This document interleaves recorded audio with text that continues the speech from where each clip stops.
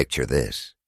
Behind the pristine walls of an animal shelter in St. Catharines, Ontario, a sinister web of deception was quietly spreading its threads, touching lives in ways no one could have imagined. What started as a simple observation by one vigilant volunteer would unravel into one of the most disturbing cases of human trafficking ever discovered in a small Canadian community. It was Sarah Matthews, a dedicated volunteer at Whiskers and Paws Animal Shelter, who first noticed something wasn't quite right about the man who had moved into the powder blue house across from hers. Marcus Reynolds seemed normal enough at first glance, polite, well-dressed, and apparently passionate about animal adoption. But there was something about his weekly ritual of repainting his garage door that set off alarm bells in Sarah's mind. Who repaints their garage door every single week, regardless of weather or season? The peculiarity of this behavior would later prove to be just the tip of a chilling iceberg of criminality. The quaint streets of St. Catharines had always been known for their safety and community spirit. Located in the heart of Ontario's Niagara region, this city of just over 130,000 people prided itself on its tight-knit neighborhoods and low crime rates. The Whiskers and Paws Animal Shelter stood as a testament to this community spirit, having served the area for over 2 decades. But beneath this peaceful facade, a disturbing pattern was emerging, one that would shake the community to its core. Reynolds had quickly become known at the shelter, drawing attention for his peculiar habit of adopting pets, only to return them days or weeks later. His excuses seemed plausible enough at first. Allergies, behavioral issues, or compatibility problems. The shelter staff, though concerned about the animals' well-being, had no formal policy against multiple adoptions and returns. This oversight would later prove to be a crucial weakness in their system, one that Reynolds had identified and was expertly exploiting for his sinister purposes. Sarah's initial concerns deepened when she began noticing strange patterns in Reynolds's behavior. The garage door paintings weren't random. They seemed to follow a code, with different colors appearing in specific sequences. She noticed how the timing of these paint jobs often coincided with new pet adoptions, and more disturbingly, with the appearance of unfamiliar faces around his property. These individuals, mostly young and appearing disoriented, would be seen entering his house but rarely observed leaving. Late one night, while walking her dog, Sarah witnessed something that transformed her unease into genuine alarm. Reynolds, dressed entirely in black, was spray painting messages on local business windows. But these weren't typical acts of vandalism. The messages contained specific numbers and symbols, similar to the patterns she'd observed on his garage door. This discovery prompted Sarah to begin keeping detailed records of everything she observed. Her documentation became increasingly concerning. She noted how Reynolds would visit the shelter multiple times per month, each time adopting different animals. Cats, dogs, even rabbits. But it was his interaction with potential adopters that truly raised red flags. He would linger around the shelter, engaging in conversations with visitors, particularly those who appeared to be new to the country. His charm and seemingly genuine interest in helping them find pets masked a more sinister agenda. The breakthrough in understanding Reynolds' operation came when Sarah noticed a pattern in the people visiting his house. They were predominantly immigrants, many appearing confused or distressed. Through careful observation and notes, she began to piece together a horrifying reality. Reynolds was using the animal shelter as a front to identify and target vulnerable individuals, particularly recent immigrants seeking employment opportunities. His method was sophisticated yet simple. He would approach potential victims at the shelter, striking up conversations about pet adoption. During these interactions, he would learn about their situations.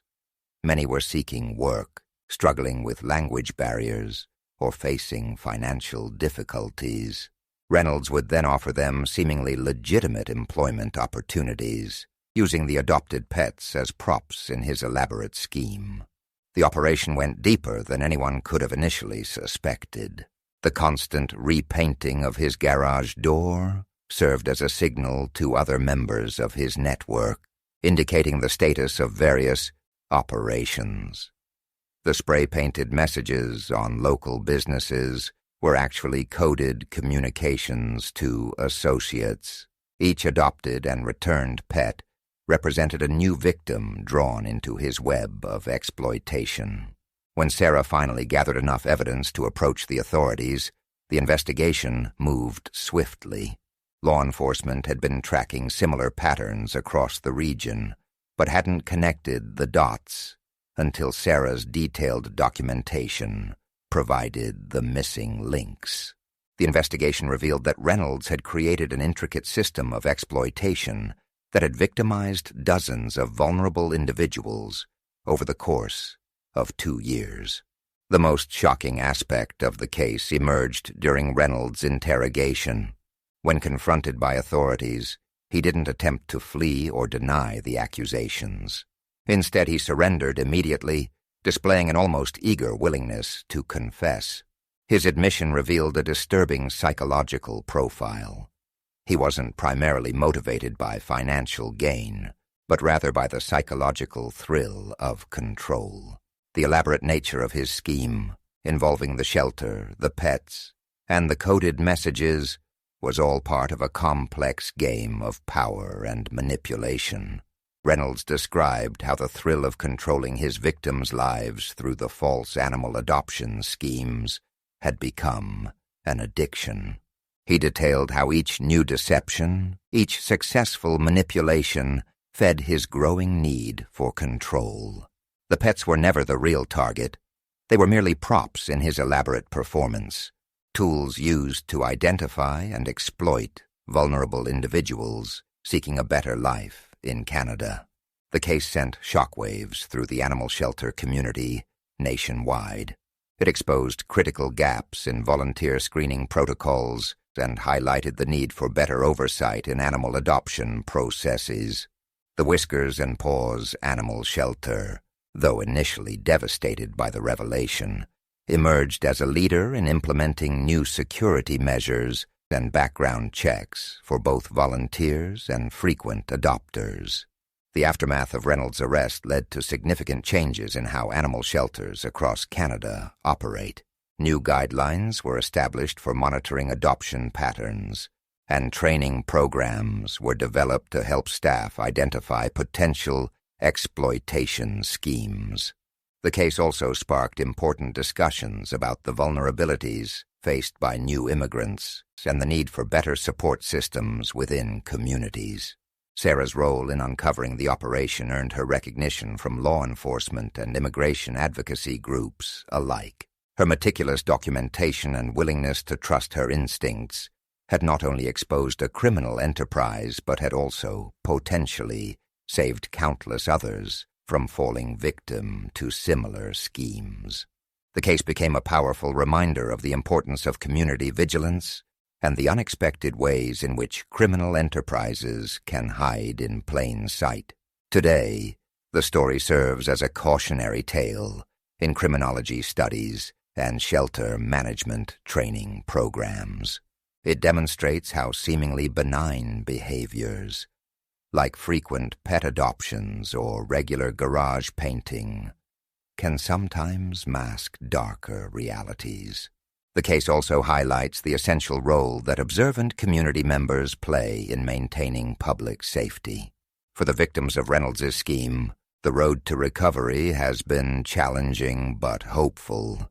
Support services and advocacy groups have worked tirelessly to help them rebuild their lives, find legitimate employment, and process the trauma of their experiences.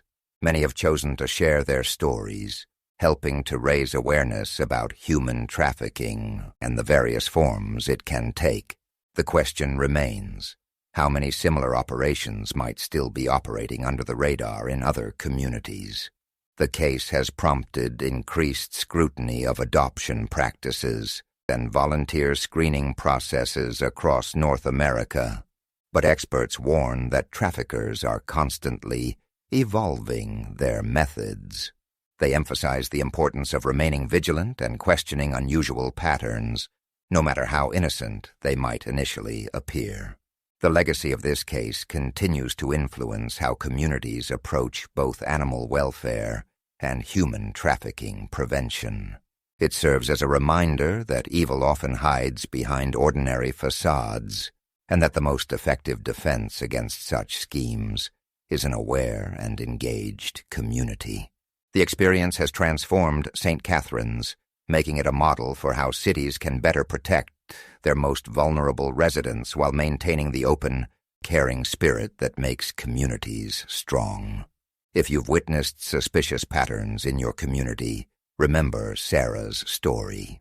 Sometimes the most significant breakthroughs in fighting crime come not from complex investigations or sophisticated surveillance, but from ordinary citizens who trust their instincts and take action.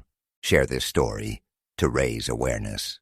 And don't forget to like and subscribe for more true crime stories that expose the hidden dangers lurking in our seemingly peaceful communities. What suspicious patterns have you noticed in your neighborhood? Share your experiences in the comments below, and let's work together to make our communities safer for everyone. Remember, your observation could be the key to preventing another crime and protecting vulnerable members of our society.